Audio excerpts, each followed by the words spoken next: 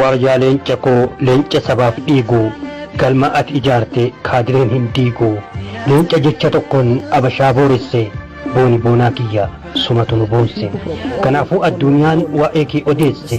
gootarraa dhalatte ilma waaqoo guutuu kaayyoo kee jabeessi hanga lubbuun dootu gootarraa dhalatte ilma taaddee birroo qabsoo kee jabeessi hanga lubbuun jirtu gootarraa dhalatte ilma elemoo qilxuu yaa jawaar kiyya asheeta biqiltuu gootarraa dhalatte ilma abbishee garbaa jabaadhu korma koo wantunduu ni darbaa guma abbaa ofii ilmatu kaffalaa inni kun dadhabu kanatutti darbaa kanaaf urjiin sabaa hadha jawaar geesse nuuf jiraadhu yoomuu harmeen jawaariin deesse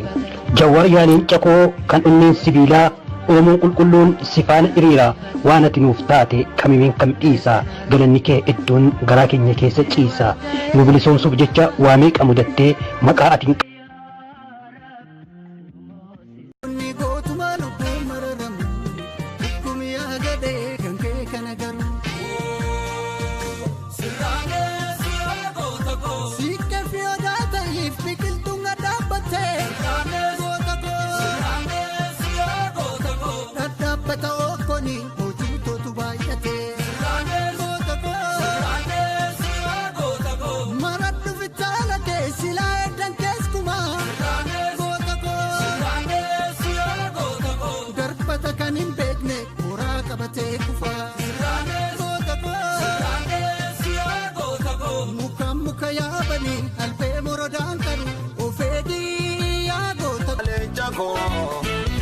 way oso deesse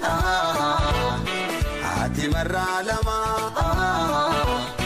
harme marraa lama way oso si deesse ittiin kakadha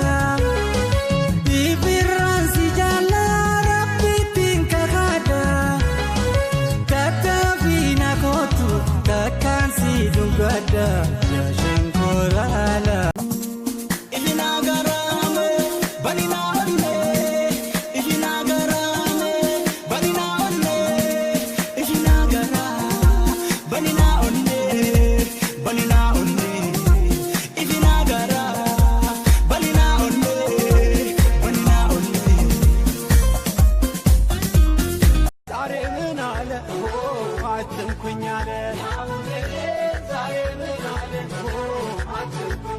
ማንነቴን መልሱ እያለ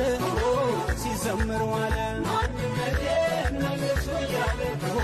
ሲዘምር ዋለ ማንነቴን አልሸጥም አለ ገና ሳየው ስተዋወቀው ገናናነቱን ቀድሜ ባቀው እንደምሸነፍ ብረዳውማ ልቶ ነበር አገር ሳይሰማ ፍቅር ጀግና ነው ልብ አሸባሪ አልመተኳሽ አነጣጣሪ እያሳበደ እያገነፈ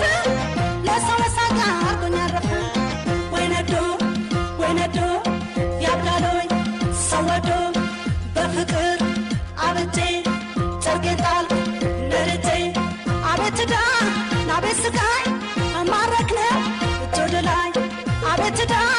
ናቤት ስቃይ መማረክነ የበላይ ልጅ ነኝ የዛ ሳተና የስመጥሩ ቆራጡ ጀግና ይሰለፍና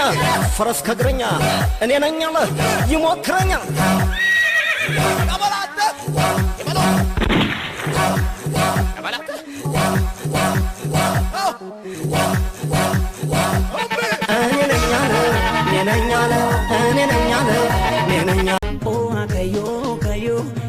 Kerona mana gota na mana